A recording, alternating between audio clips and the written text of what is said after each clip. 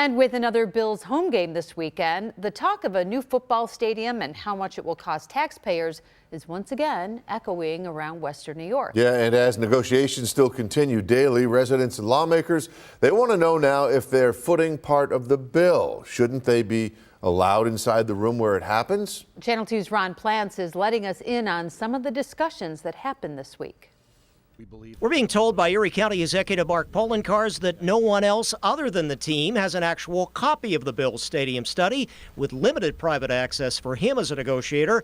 And while Governor Hochul says the state's own stadium study should be available for the public sometime in the coming weeks, we learned today in another story given to the Buffalo News, which we have yet to confirm with the team, that Pagula Sports will use personal seat licenses up to $1,000 and make that a requirement for season ticket purchases as a way to help fund their private portion of the projected $1.4 billion stadium.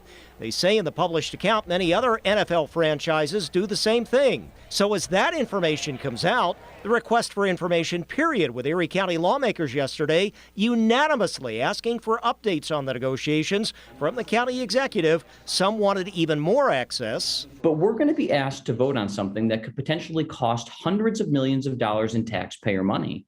And we should know what's going on. But the majority Democrats rejected that expanded access idea, saying too many people in the room is not good for negotiations, but they also want updates. Allow us an opportunity to question back and forth and say, look, we don't like this, and don't come back to us with a deal that has this in it and make sure this is in it. I thought the dialogue would be better if we had meetings, even if those meetings had to be in an executive session. Question is exactly how much the Erie County executive would tell lawmakers. He contends still that this report is private. It was paid for by the Pagulas, and as such, he says they have very limited access to it.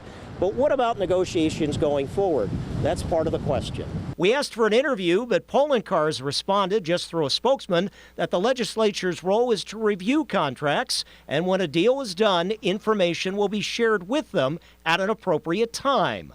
Larigo counters this way on the previous 2012 stadium lease deal. Rich Tope, deputy county executive at the time, had come to us and given us a presentation on, what was in the lease and what was going to happen, but we didn't get the actual document until the day we were asked to vote on it.